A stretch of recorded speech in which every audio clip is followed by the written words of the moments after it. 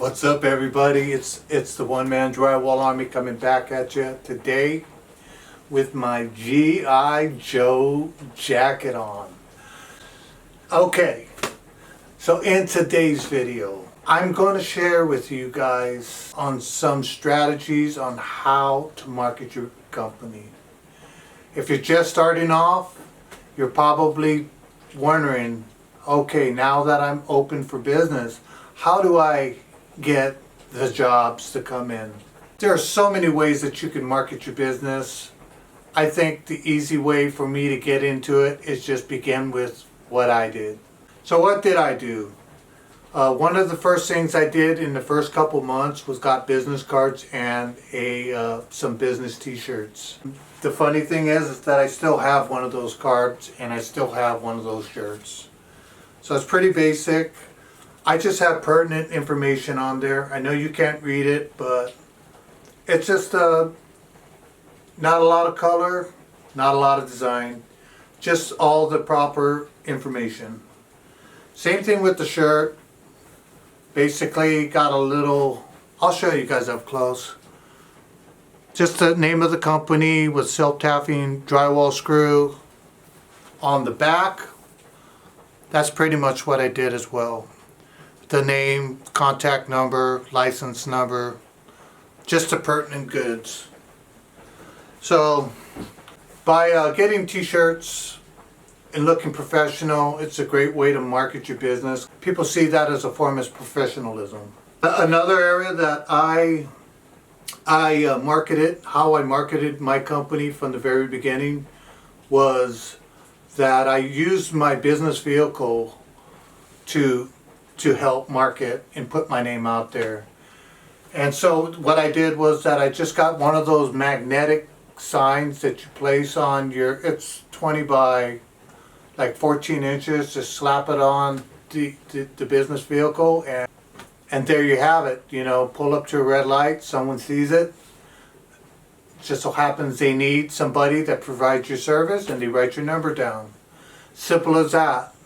And that's how that works. It can get really elaborate depending on the type of budget you're working with.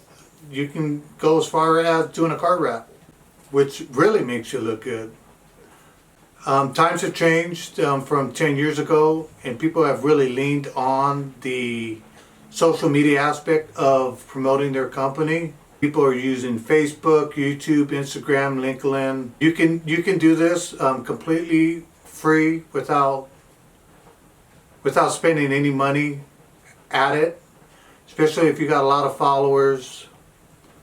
It could help you, but I do also know that they have a paid service where they say that you could potentially be seen by way more people than if you pay a certain dollar amount. I've never used it, but that method is definitely available if that's something you want to explore.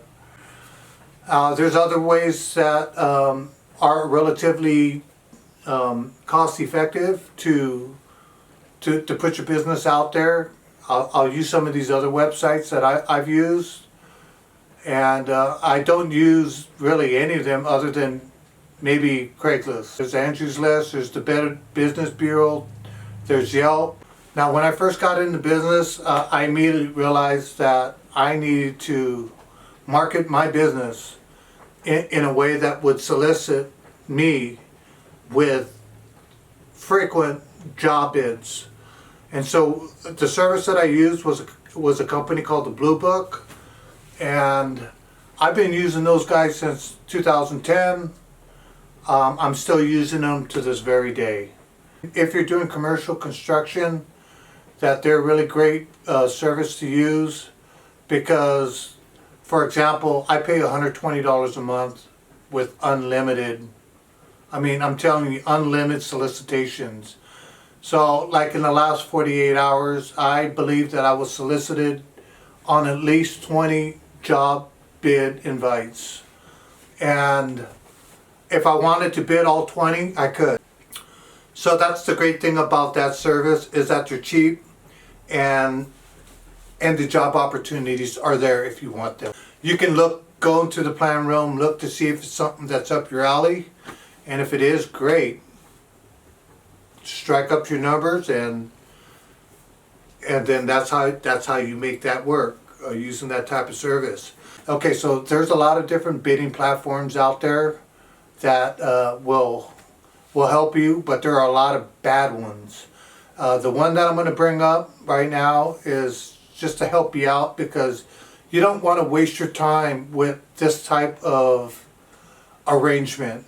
And so this is what you need to look out for. If you get a phone call from a company that says that they would like to increase your workflow and that they would send you job bids, and that only 2 other people will be bidding on that job for $50 to get that opportunity, I'm gonna let you know there's too many things wrong with that situation. Okay, so first off, the one problem that I have with using this type of service is that, first off, there's no telling if there really is only 2 people. Okay, they say that, but to me that makes very little sense, especially if they are relying to make money on the amount of people that is willing to pay $50 for just an opportunity. And that's all it is just an opportunity. Yeah, if there's you and 2 others that are bidding it, that opportunity is 1 in 3.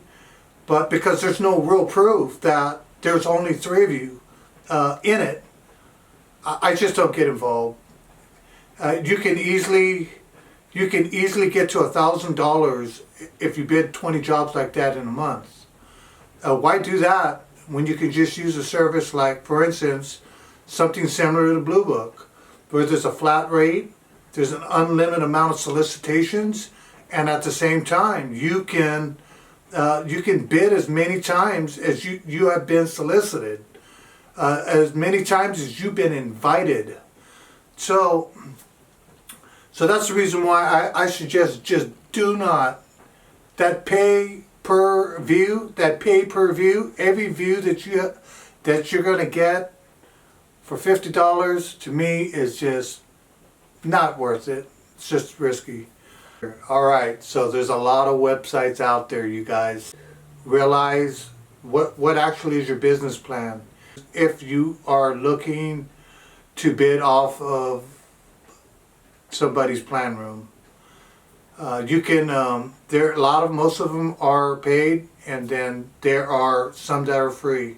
The ones that are free generally happens to be the government sites. To give you an example of just a couple, we're looking at Fed Biz Ops, that's one. Governmentbids.com, those are just a couple out there that don't cost you anything, but you do have to register. I've tried registering on 1 or 2 of them, and they seem to be a little lengthy, but at the same time they ask a lot of questions. But if you are, let me just say that if you are minority owned, you're a disabled vet, if you're female owned, if you are disadvantaged in any way, when you register onto these sites, a lot of times government projects require that a disadvantaged classification business would take precedence, and a lot of these 10-20% of the contract must go to one of these type of businesses. So I think it's awesome if you want to do government work. You're going to need to, find the right government platforms to find your work. If you don't do government, not really interested in doing government work, but you want to do commercial work, then there's also websites that cater to the one like I mentioned earlier, the Blue Book, constructionbids.com, Plan Hub. That's just to name a few. And pretty much all those websites, they have a flat monthly rate. You're in their database, so If you're a subcontractor, the general contractor sees your business and all your pertinent information. If you only do business in the Los Angeles area, then the general contractors that are looking for subs will only solicit you on jobs that are in the Los Angeles area. They narrow down their system significantly well, so you won't just be bidding on a bunch of jobs that doesn't even pertain to your work criteria. With the residential, there are other bidding platforms like House.com, ZipRecruiter, Home Advisors. I personally don't like any of them.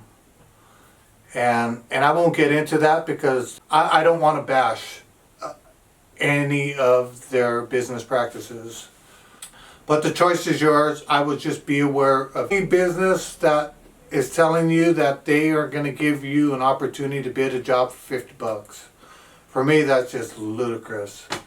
Once you get yourself established and the bid opportunities start coming in, you start working out of the plan rooms and start estimating jobs, and you start sending them in. Well, there's a right and a wrong way to submit a bid proposal. You can definitely miss the fine print. So yeah, now once you get yourself set up and established in a way where the bids are coming in, and you start estimating jobs and you're ready to submit a proposal. I will do another video on that very subject, how to formally submit a proposal to a general contractor if you are a subcontractor, and how to do it in a way that will minimize having to go back and forth and just not really looking like you've done that before. Alright, so there you have it. Just another video putting some information out there free of charge for you to use for your benefit. I hope you learned something. I hope you got anything out of what I said. And if you have any questions, feel free to comment down below. And with that being said, just know this. I appreciate you and have a blessed day.